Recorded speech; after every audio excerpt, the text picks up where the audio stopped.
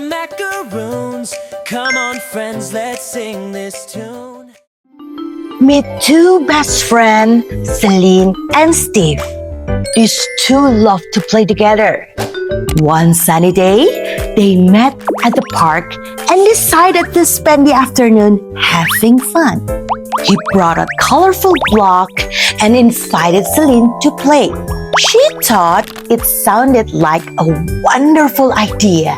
And soon, the two friends were happily stacking blocks together. Everything was calm and fun until suddenly both friends stopped and looked around. Wait, what was that sound? Maybe you heard it too. What do you think it was? But Steve thought maybe it was nothing important, so that the two friends decided to ignore it and continue their game.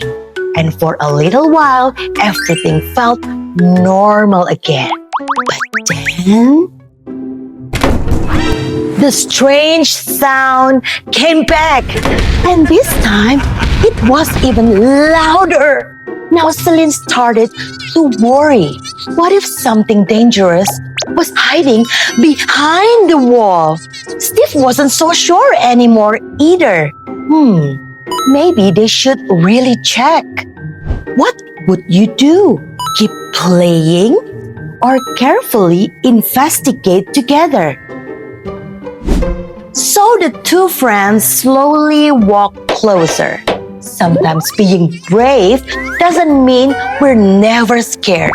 Sometimes being brave means helping a friend when they're afraid. Slowly, carefully, they picked closer. Something was definitely behind the wall. Together, they counted. 3, 2, 1, look! And guess what? It wasn't a monster at all. It was their friends, John and David. They were playing together behind the wall, making silly sound, stomping and laughing so much that they didn't even realize everyone could hear them. Soon, Celine and Steve joined them, and the four friends had so much fun acting, laughing together. Wow!